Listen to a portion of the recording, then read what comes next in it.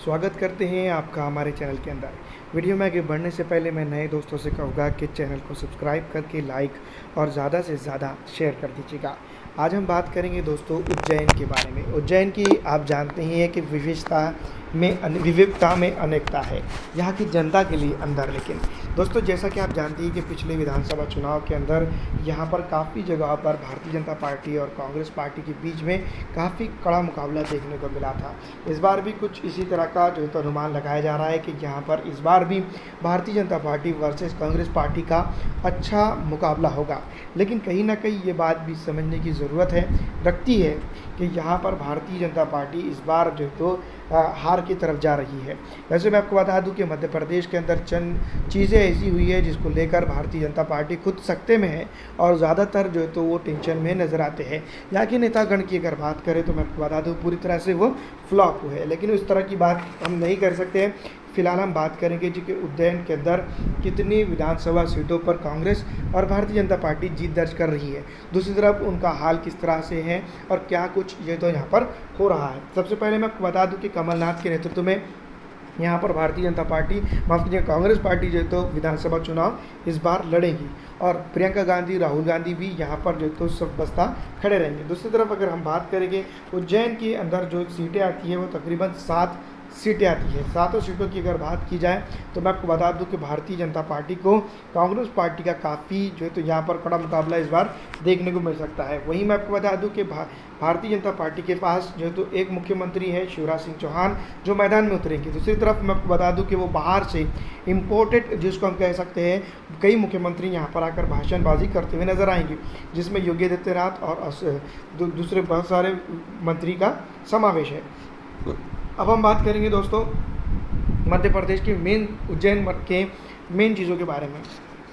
जिस तरह से आप जानते हैं कि बादनगर विधानसभा क्षेत्र यहाँ पर आता है और बादनगर विधानसभा क्षेत्र की अगर बात की जाए डेवलपमेंट के मामले में तो डेवलपमेंट के मामले में ये जो काफ़ी जो है तो फ्लॉप हुआ है। पिछले कई दिनों से यहाँ पर डेवलपमेंट जो है तो जिस तरह से पहुँचना चाहिए था उस तरह से नहीं पहुँच पाया है, जिसके चलते यहाँ पर भारतीय जनता पार्टी को काफ़ी नुकसान का भी सामना करना पड़ा है। जिस तरह से हालात हैं और जो हालात जो तो बनते चले जा रहे हैं उन तमाम तर चीज़ों को अगर देखा जाए तो भारतीय जनता पार्टी के लिए यहाँ पर जो तो नुकसान का सामना करना पड़ सकता है। अगर डेवलपमेंट के ऊपर अगर वोटिंग हो जाती है तो यहाँ पर भारतीय जनता पार्टी हार सकती है। दूसरी विधानसभा आती है दोस्तों उज्जैन दक्षिण की विधानसभा के ऊपर अगर बात की जाए तो भारतीय जनता पार्टी ने या फिर मैं आपको बता दूँ भारतीय इतिहास के अंदर ये पहला मौका होगा जहाँ पर भारतीय जनता पार्टी को बहुत ज़्यादा आउट ऑफ मार्जिन से हार मिल सकती है। दूसरी तरफ अगर बात की जाए उज्जैन दक्षिण के डेवलपमेंट की तो जहाँ पर डेवलपमेंट पे अगर राजनीति होती है तो भारतीय जनता पार्टी को नुकसान और कांग्रेस पार्टी को सीधा जो तो यहाँ पर जो तो राजनीतिक फ़ायदा हो सकता है। उज्जैन उत्तर की बात करें तो उत्तर के अंदर मैं आपको बता दूँ क्या उत्तर क्या दक्षिण डेवलपमेंट के मामले में उज्जैन उतना ज़्यादा डेवलपमेंट का हिस्सा नहीं बना है। जैसे ग्रामीण एरिया की हम बात कर रहे हैं, सिटी का एरिया है तो तमाम तर तकरीबन जो है तो हर स्टेट के अंदर हर जगह पर जो तो डेवलप ही रहते हैं, लेकिन तकरीबन जो तो इन जगहों की अगर बात की जाए तो मैं आपको बता दूं कि पूरी तरह से यहाँ पर जो तो जितना डेवलपमेंट होना चाहिए था उतना डेवलपमेंट यहाँ पर नहीं आया है, तो ये यहाँ पर भी नुकसान हो सकता है। घाटिया विधानसभा क्षेत्र की अगर बात करें तो मैं आपको बता दूं कि घाटिया विधानसभा क्षेत्र के अंदर जो जनता की अगर बात करें तो वो कांग्रेस पार्टी की तरफ उसका काफ़ी रुझान नज़र आ रहा है। और इस बार जो तो घाटिया विधानसभा क्षेत्र के ऊपर अगर इस तरह का जो तो जिसको हम कह सकते हैं कि राजनीतिक सीमाकरण का और उथल पुथल का जो तो अगर कभी यहाँ पर मौका हो जाता है तो इस बार जो तो भारतीय जनता पार्टी को घाटिया विधानसभा क्षेत्र के अंदर सीधा नुकसान हो सकता है। दूसरी तरफ अगर बात करें दोस्तों मैं आपको बता दूँ तराना विधानसभा क्षेत्र की, तो तराना विधानसभा क्षेत्र के अंदर भी कांग्रेस पार्टी जहाँ पर जो तो जनता के साथ काफ़ी घुल मिल रही है, इनके नेतागण यहाँ पर जो है तो काफ़ी जो है तो उनके साथ रह रहे हैं। तो ये जो चीज़ है जो भारतीय जनता पार्टी के लिए आने वाले दिनों के अंदर जो तो मैं आपको बता दूं तराना के अंदर नुकसान पहुंचा सकती है। और यही जो चीज़ें हैं जो है तो मैं आपको बता दूं कि पिछड़ा अति पिछड़ा आरक्षित समाज जो है तो पूरी तरह से जो है तो यहाँ पर भारतीय जनता पार्टी से नाराज़ हो चला है और वो सीधी तौर पर जो है तो मैं आपको बता दूँ कि कांग्रेस की तरफ उसका रुझान दिखाई दे रहा है, या फिर यूँ भी कहा जाए कि कांग्रेस की तरफ उसका झुकता हुआ माप है। तो इसमें कोई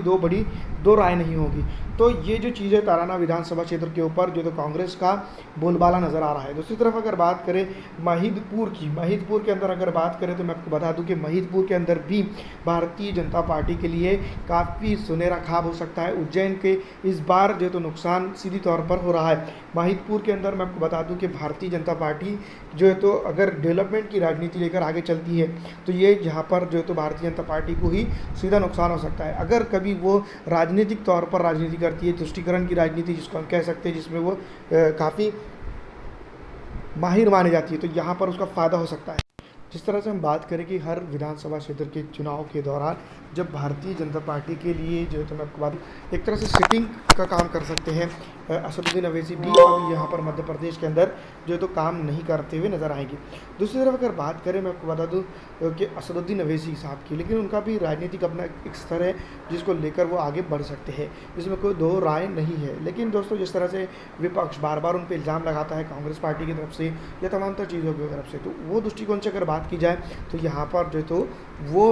नहीं होने की वजह से भी और उनके होने की वजह से भी कुछ इतना ज़्यादा फ़र्क नज़र नहीं आएगा। इस बार कांग्रेस को जो तो फ़ायदा यहाँ पर होता हुआ नज़र आ रहा है। नगदा खाड़ चोर विधानसभा के अंदर जो मैं आपको बता दूँ, कई तहसीलों से मिलकर, कई तालुकों से मिलकर, कई खेड़ों से मिलकर जो तो ये विधानसभा क्षेत्र बनी है। तो इसके अंदर जो तो इस बार अगर भारतीय जनता पार्टी सही तरह से जो तो मैं आपको बता दूं कि आगे नहीं आती है या फिर आगे भी आती है, तो यहाँ पर मैं आपको बता दूं कि सीधा नुकसान यहाँ पर कांग्रेस को हो रहा है। और जो कांग्रेस यहाँ पर जो अपने आप को रिप्रेजेंट करने में नाकाम दिखाई देती है ज़मीनी हकीकत की,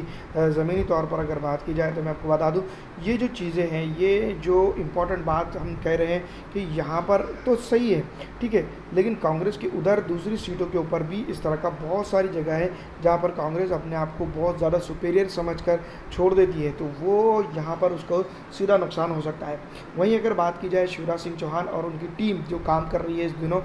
मध्य प्रदेश के चुनाव को लेकर, तो यहाँ पर जो तो मैं आपको बता दूं कि बहुत ज़्यादा जो तो सीधा मुकाबला मैं आपको बता दूं कि कांग्रेस को और भारतीय जनता पार्टी को लेकर हो सकता है। दूसरी तरफ अगर बात करें कमलनाथ की, तो कमलनाथ का वर्चस्व इतना बड़ा नहीं है। दिग्विजय सिंह जो तो यहाँ पर कभी भी विवादित बोलों के चलते चर्चा में रहते। दोनों की अगर बात करें तो यहाँ पर मैं आपको बता दूं कमलनाथ और शिवराज सिंह चौहान की टक्कर में जनता के बीच में जो है तो मैं आपको बता दूं काफ़ी असमंजस है। वहीं अगर बात करें जीतू पटवारी और ज्योतिरादित्य सिंधिया, जो मैं आपको बता दूं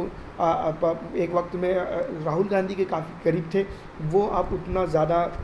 उनका साथ उनको नहीं मिल रहा है, जिसके चलते आने वाले दिनों के अंदर काफ़ी जो है तो यहाँ पर मैं आपको बता दूँ उथल पुथल भी हो सकती है। तो ये जो चीज़ें हैं कहीं ना कहीं ये बात दर्शाती है कि कमलनाथ हो या फिर दूसरे कोई भी नेतागण हो, ये तमाम तर लोग जो तो मैं आपको बता दूं कि पिछड़ेपन को दूर करने में कामयाब नहीं हो पाए हैं उज्जैन ज़िले के। तो यहाँ पर दोस्तों मैं आपको बता दूं कि इस बार राजनीति का काफ़ी स्तर बड़ा रहेगा और राजनीतिक तौर पर जो तो रणनीति जिसको हम कहते हैं, राजनीति और रणनीति दोनों को एक साथ देना भारतीय जनता पार्टी के लिए मुश्किल होगा और कांग्रेस यहाँ पर आसानी से जीत दर्ज कर सकती है इस बार।